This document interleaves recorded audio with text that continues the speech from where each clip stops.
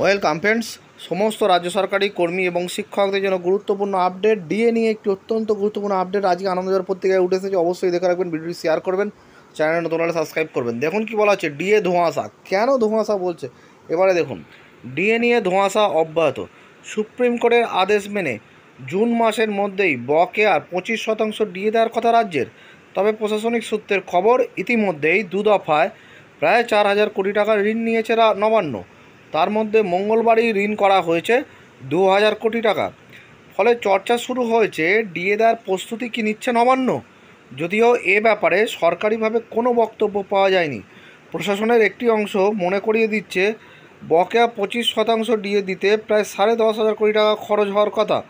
তাছাড়া নির্দিষ্ট সময় অন্তর খরচের ঠেলা সামলাতে ধার করেই থাকে রাজ্য। তাহলে দেখলেন যে গতকাল একটা সংবাদ ঘোরাফেরা করছিল যে রাজ্য সরকার যে ঋণ নিচ্ছে হয়তো ডিএ দেওয়ার জন্য, কিন্তু সেখানে ধোঁয়াশা তৈরি হচ্ছে এই কারণেই। ডিএ দিতে প্রায় বলছে সরকারি কর্তারা বলছে প্রায় 10,000 কোটি টাকা খরচা, কিন্তু এক্ষেত্রে দু দফায় 4,000 কোটি টাকা প্রায় ঋণ নিয়েছে রাজ্য। ফলে আদৌ কি ডিএ দেওয়ার জন্য ঋণ নেওয়া হচ্ছে আর নাকি খরচ সামলাতে ঋণ নেওয়া হচ্ছে, সবটাই বলবে সময়। তবে জুন মাসের মধ্যে যে ডিএ দেওয়ার কথা, সেটা এখনও পর্যন্ত কিন্তু রাজ্যের কর্মীরা পাননি। তবে দেখা যাক যে আরও কয়েকদিন বাকি আছে, তারা এই ডিএ পান কিনা। ধন্যবাদ।